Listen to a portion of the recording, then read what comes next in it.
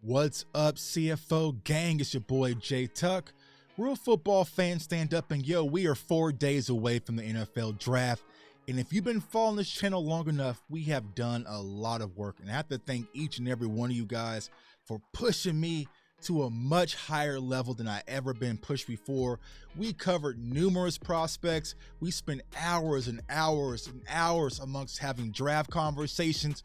But now, fam, it is out of our hands and on to our favorite teams. But before we get there, before we get to Thursday, something we do on this channel, I drop my top 50 board because I want you guys to hold me accountable, and then that way I can improve, say what did I get wrong, what have I gotten right, and then we can kind of go from there. I don't need to hide anything from you guys, right? It's all fully transparent. So we'll go back in a few years, look at this draft board and be like, nah, Tuck, you got it wrong. But let's go ahead and get into it. So at number 50, I have Hendon Hooker, quarterback out of the University of Tennessee. It's been a lot of conversation surrounding Hendon Hooker, but I feel like he's going to be a quality quarterback for many years to come, despite the injury, despite the offense that he played in at Tennessee. So I have high expectations for Hendon Hooker if he gets to the right NFL team. Will he be a day one starter? Probably not, but he'll be a guy kind of like Geno Smith was. It might be bounced around by a few teams, but you'll be hearing his name for quite some time when it comes to the NFL. Darnell Wright at 49.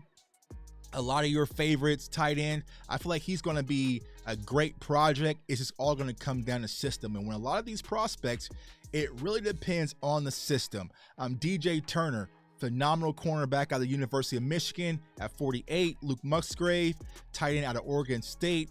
Very versatile, can do a lot of different things, and I love his hands and his approach. 46 is a guy that was mocked to the Cowboys frequently once draft season really started. That was Mazi Smith. High motor, but he has short gas mileage for me. But I feel like Mazi Smith is definitely going to be an interior force for any NFL team. Steve Avila, but Avila is what we call him here. Esteban, right? So a guy you could see if the Dallas Cowboys start on his helmet. He has a lot of upside potential, been working with Duke Mayweather, so it'll be interesting to see if the Dallas Cowboys go with Steve Avila out of TCU. Another interesting prospect at 44, Kenyon White. So he is a guy that, wasn't really talked about. Now, he is a very productive pass rusher, but he's really undersized for, what NFL scouts really like. But he got a 17 invite, so he's invited here in Kansas City to be in the green room. So some team must be high on him, so you definitely have to keep your eye on him. 43, DeJuan Jones, tackle Ohio State. Keely Ringo at 42, and 41, Felix Anundike, defensive end out of Kansas State. We broke down the film on him. I definitely like his versatility. He can do a lot of things, very high motor, very solid toolbox, and he's a kid out of Kansas City, so a lot of Kansas City people are excited to hear his name called in his hometown. So let's go ahead and get into the next guys, right? All right, so at 40, I got Cam Smith, cornerback out of South Carolina. I like Cam Smith, had phenomenal film. 39, Trenton Simpson, linebacker out of Clemson, very high motor guy. If he gets in the right system, he can do a lot of things. He can be very disruptive. Jack Campbell, now I'll say this when it comes to Jack Campbell. Me and Jack Campbell all draft season, we've been like this, man. Like, film I love, right? But it just didn't feel like the combine. But, I feel like Jack Campbell is going to be your very blue-collar linebacker, and he's going to have a good, decent NFL career, I'll say. So it took me a little bit to come around on Jack Campbell, to be honest, because originally I didn't like him. But after hours and hours of watching film and watching interviews, I came around to Jack Campbell. Anton Harrison, a guy you guys know I'm high on, out of the University of Oklahoma at 37. I definitely love this prospect. Very high quality left tackle for any NFL team. Great footwork, good leverage, great hands. He's very cerebral. 36, BJ Ojulari, defensive edge rusher out of LSU. Another high motor guy. 35 was an interesting prospect. So Brian Breesy, defensive lineman out of Clemson. I wanted to put him higher, but coming off the injury, I really need to see some show improve. But I feel like if he is who he was prior to the injury, he probably would have been more top 15-ish in my book, but it's definitely going to keep an eye on him. Emmanuel Forbes. I know a lot of people like Emmanuel Forbes, self-included.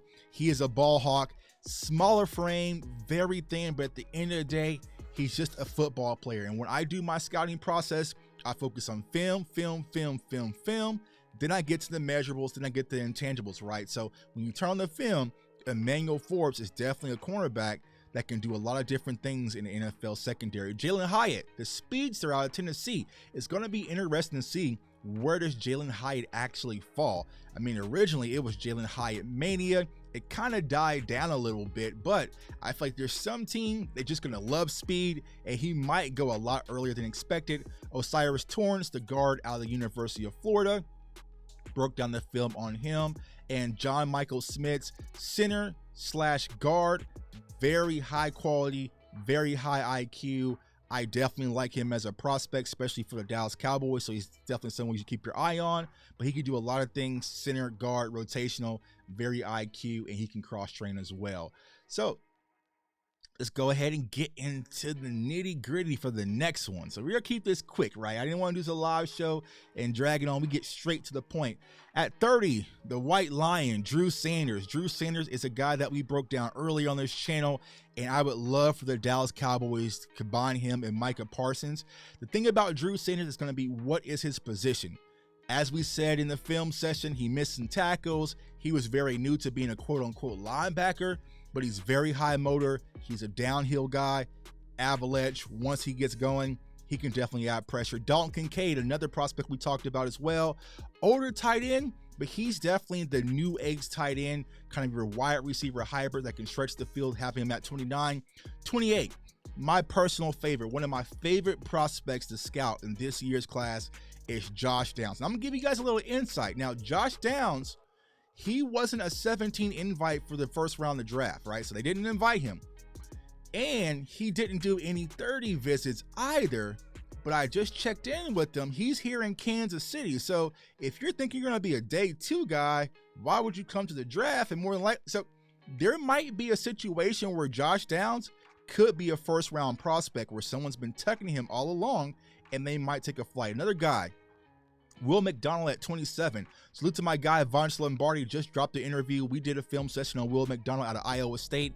We know that Dan Quinn loves Will McDonald, and he has a lot of great tools as a pass rusher. And so I would definitely think the Cowboys definitely have him circled, because like I said, Dan Quinn went to Iowa State, went to his pro day. There is a reason. 26, Deontay Banks, cornerback out of Maryland. Kalijah Kancey at 25. Very high motor interior defender, but it's going to be, is his size going to be his limitation? I don't think it's really going to be a bother. I love Kalijah Kancey out of Pittsburgh. 24, Jamari Gibbs. Now he is starting to pick up steam when it comes to Dallas Cowboys as well. You do have Bijan Robinson, but I feel like Jamari Gibbs is kind of your 1B, and it's really not that far of a fall off. He can do a lot of different things, especially in the passing game. Very explosive running back. Jordan Addison at 23. Brian Branch, safety slash nickel corner from Alabama at 22. And your favorite Cowboys nation, Michael Mayer at 21, tight end from the University of Notre Dame. And I'll say this when it comes to Michael Mayer. I know you guys don't like him. I know you say he's slow. But if he doesn't come to Dallas, and like I said, I don't think he's going to be there at 26, some team is going to get one hell of a football player, and I can definitely bet on that. Coming in at 20, Lucas Van Ness, another prospect that we bumped heads. At first, I was out on Lucas Van Ness. It's like, nah, don't like him. And I said, you know what, Tuck? Let's take some of that personal bias off and really just focus on the film, focus on the study. And the more I started to study Lucas Van Ness, I can see it, right? Because he's only 21 years old and he has a lot of upside. So I feel like Lucas Van Ness, if in the right system, he's a guy that you definitely going to hear his name called on Sunday. Number 19, Zay Flowers. Zay Flowers mania right now, especially here in Kansas City. I know a lot of Chiefs fans are excited about the thought of getting Zay Flowers. 18, Miles Murphy, defensive end out of Clemson. 17, my guy, Quentin Johnson, wide receiver out of TCU. This guy has been slandered all draft season, extremely productive from TCU, did a lot of great things. He has a big body, big frame. He can go get it. He has a yak. He can do a lot of different things. I am definitely going to keep my eye on Quentin Johnston on Sundays to see how he translates. And maybe he's in a Dallas Cowboys helmet. You never know. 16, Nolan Smith, edge rusher.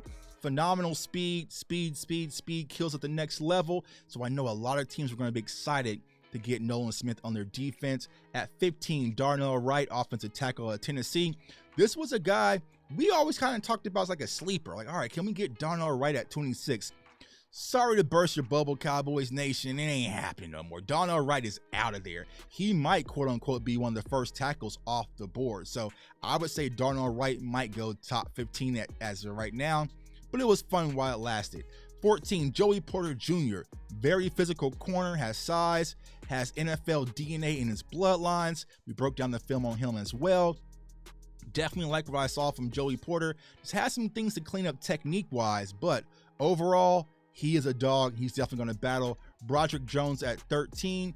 12, Jackson Smith and Jigba, wide receiver at Ohio State. Definitely love this prospect. For him, we have to keep an eye on the medicals. Hopefully the hamstring and everything's cleared up as far as pound for pound player.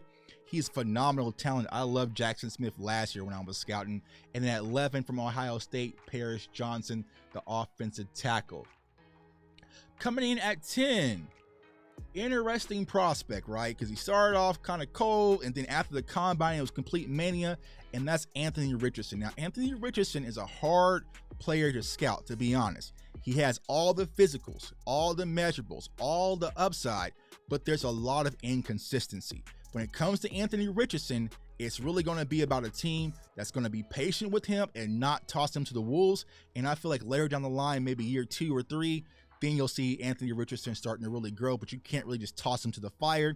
I don't think it's going to work out. Number 9, Christian Gonzalez. And then at 8, I have Devon Witherspoon out of Illinois. It was splitting hairs with these two. I just prefer Witherspoon as my cornerback 1 because I like his toughness, I like his tackling, I like his mentality, but I think Christian Gonzalez is going to be a phenomenal cornerback at the NFL level. Just one of those guys going to come out there, do his job, and lock things up. But I lean towards Devon Witherspoon a little bit, slightly, just because of his mentality and his toughness. Number 7, Peter Skoronski, right? So a lot of people feel like he's going to be a guard, but he's going to be a tackle. His arms are too short. But at the end of the day, he's a high IQ player that can do a lot of things well. So I think Peter is definitely going to translate at the NFL level. No matter where you put him, he's a simple plug and play player, which I definitely like. Tyree Wilson. He is going to be a prospect we definitely got to keep our eyes on because honestly, he could be one of the top prospects in this year's class. He has the length, he has the size, he has the motor. I mean, he has a massive frame. So I know some team is going to be foaming at the mouth to get him, especially as a pass rusher. So definitely look out for Tyree Wilson.